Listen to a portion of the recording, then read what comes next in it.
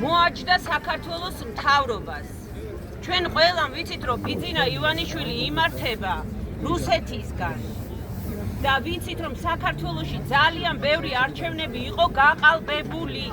ისევე როგორც იყო გაყალბებული ამ წლის არჩევნები, ხო? მაგრამ ჩვენ ეხა შევძელით დაგვემტკიცებინა და დასავლეთიც ესე იგი გვერდში დაგვიდგა და დავამტკიცეთ, რომ ეს არჩევნები ქართულმა ოცნებამ გააყალბა ტოტალურად.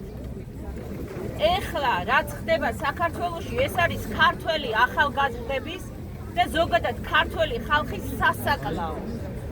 ჩვენ ემიგრაცია, რა თქმა უნდა, მხარში ვუდგევართ ჩვენ ხალხს, ჩვენ იმიტომ არ დავბადებულ ვართ, რომ რუსებს ვემსახუროთ, ხო? მე დავიბადე როგორც ქართველი, მოკვდები როგორც ქართველი, მნიშვნელობა არ აქვს საცხოვრომ და მე არ ვაპირებ არც ვანიას ვემსახურო, არც ტანიას და არც ნატაშას. ჩემი სამშობლო არის პატარა, მაგრამ მე ყველაზე უფრო მიყვარს ჩემი პატარა სამშობლო. და მე მგონი ყველა, ვინ ჩვენ აქ ვდგევართ, ჩვენთვის ჩვენი სამშობლო არის ნომერ პირველი.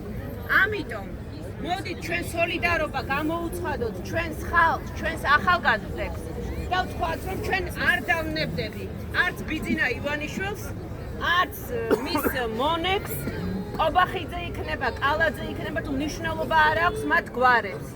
ჩვენ ვართ თავისუფალი ხალხი, ჩვენ ვართ ტოლერანტი ხალხი, ჩვენ ვართ ევროპელი ხალხი, ჩვენ ვართ კულტურული ხალხი, მაგრამ ჩვენ სამშობლოს არ დავთმობთ.